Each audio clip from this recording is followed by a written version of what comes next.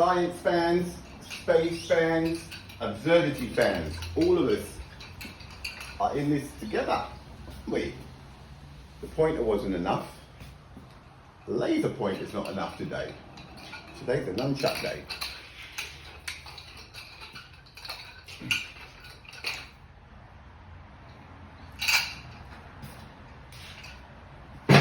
What do we have?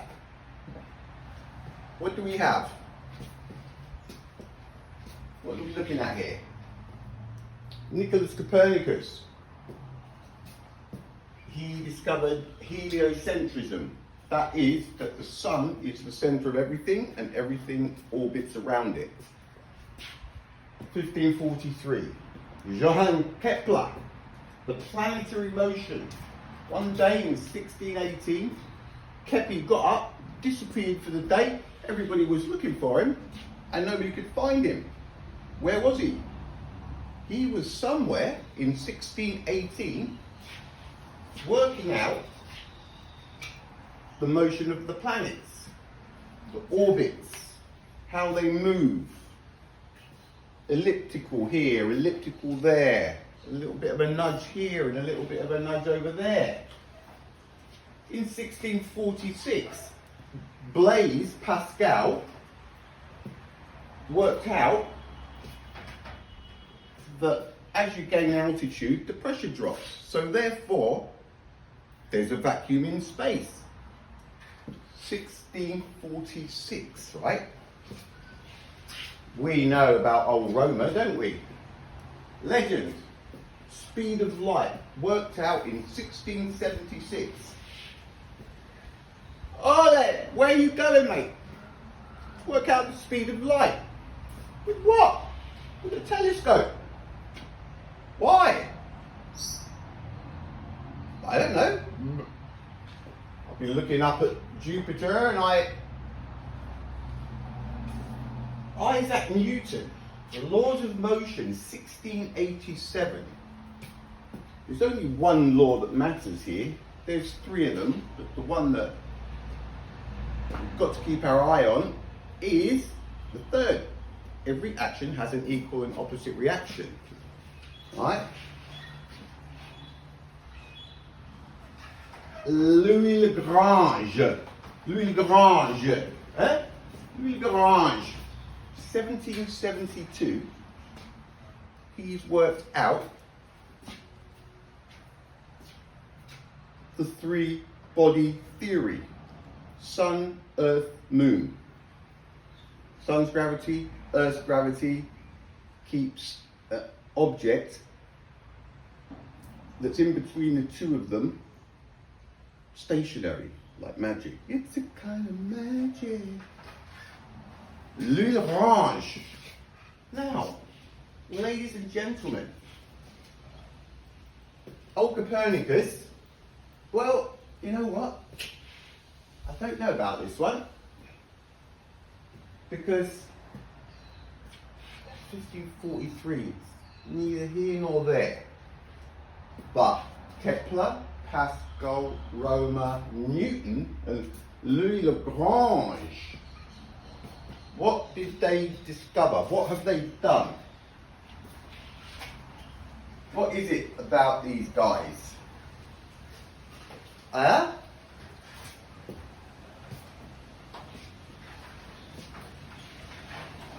Do we know what this date is here? 1880. That was when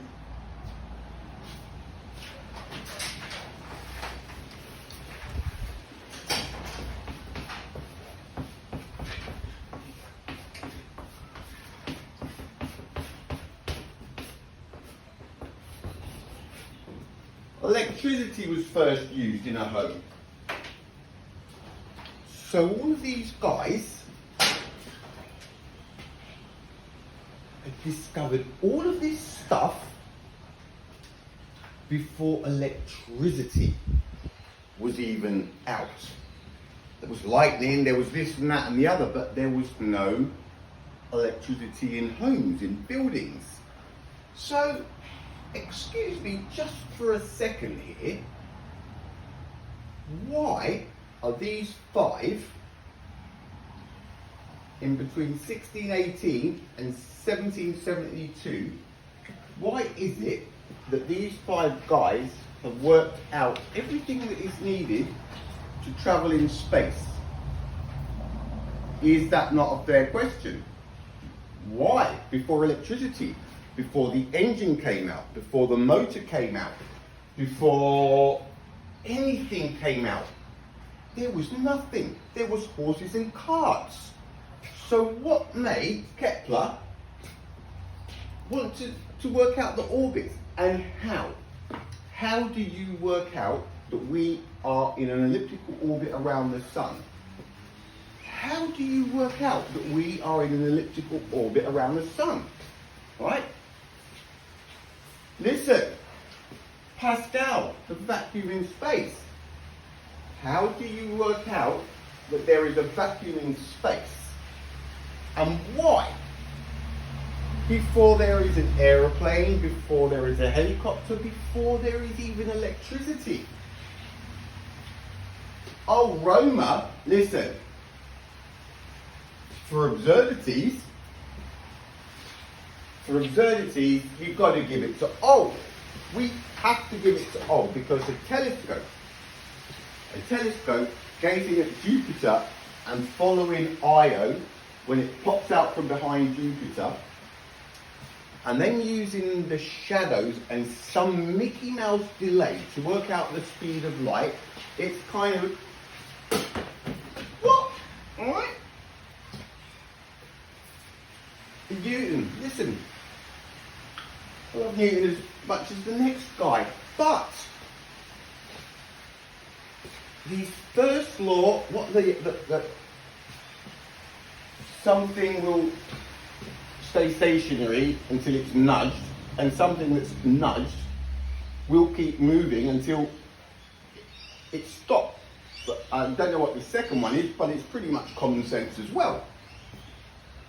And Lagrange, why in 1772, before anything had even taken to the air, is he working out gravities of planets and objects, and working out that if they're really big, something else can just, it's a kind of magic in between. And all of this before electricity.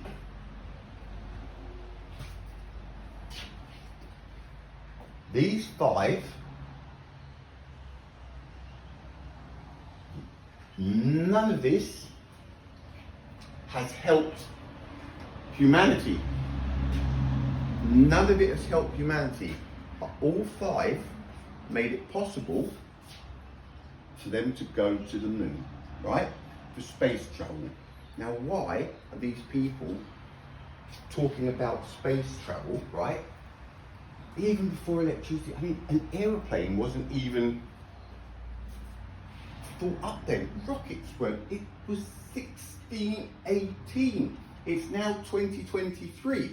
That's 1618, 17, 18, 19, 20.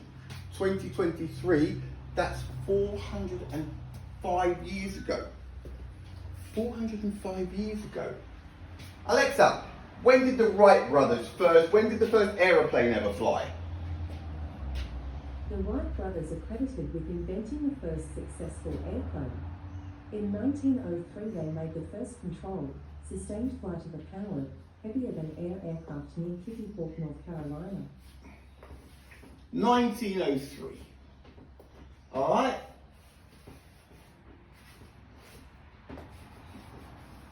The Wright bros, yeah? Now, it's all logic. It kind of ties in with common sense, because in 1825, look, we've got a choo-choo train. The first telegraph was sent from Washington, D.C. to Baltimore in 1844. The combustion engine, petrol, boom, boom, boom, boom, boom. Pistons, 1860. Tesla, I don't know about this. Anyway, the induction motor, thrust, force, power, AC electrical currents, right? He invented it. And then, and then 1903, it ties in perfectly with everything. But this is another elephant in the room. Not only, there's two things, every single one of them, right? Why and how, right? It's absolutely ridiculous, okay? Now, I keep saying, they've been feeding these things in, right, to suit themselves. They feed something in, and then a few years later, it's something that's just crept up. Oh, did you see that there? It's in our news streams and this, that, and the other, so it must have been true. Right. There are two things here that are now locked in, right? Lagrange, the three-body theory, the sun, earth, moon theory, the three-body theory that states that orbit, gravity, and something can do that. It's a kind of magic in between, right?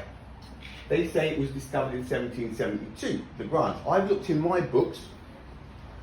They don't all have Lagrange in them, but the two that do have nothing about the three-body theory. They have a few things that he's done, right? It's like he's just been planted there, and then at a later date, we can just say, all right, he invented that as well, right? So look at your books, look at your Britannicas, look at your world books, science books. We are talking pre a decade, because this Lagrange stuff has only come in now because that is where the James Webb Space Telescope is. It's at Lagrange point 2, I think, just hovering. Happy snaps, right? In constant contact with Earth because of the Lagrange point. Makes life so much easier when one has a Lagrange point up in the sky, all right? Look in your books and see Lagrange, whatever encyclopedia you've got, track his name down and see what his discoveries are. I bet you there will not be one that's talking about the gravitational pull of two bodies counteracting one tiny baby in the middle. It won't be there. The reason it's not there is because he didn't discover it.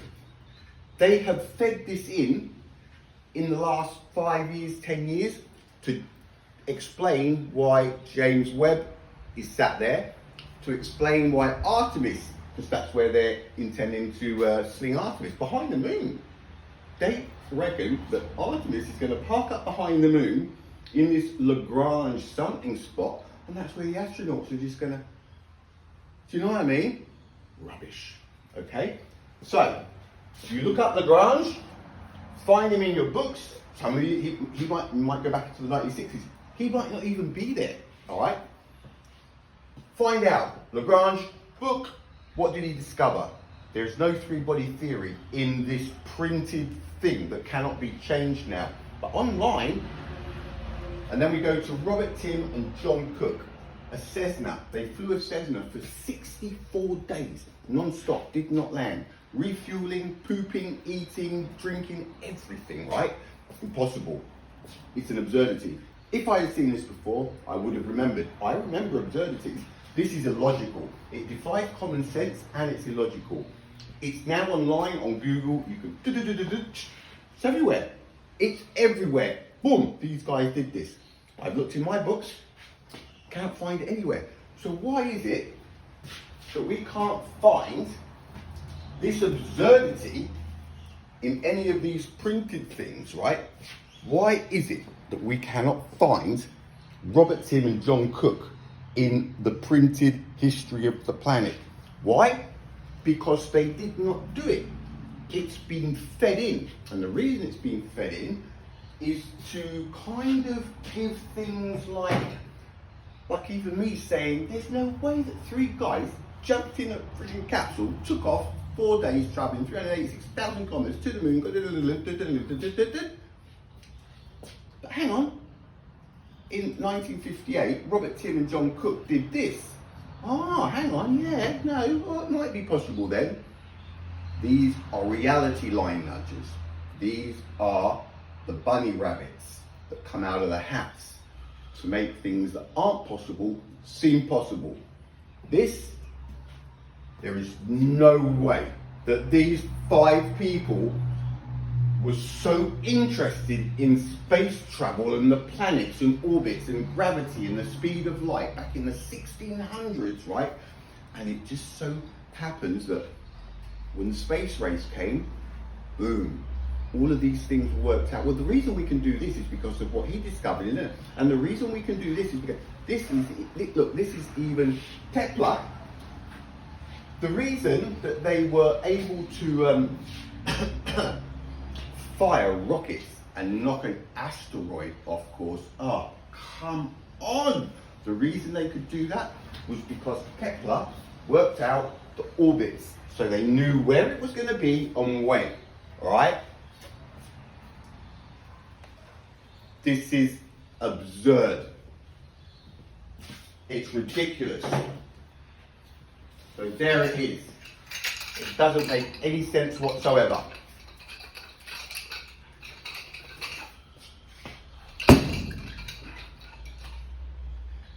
Now what?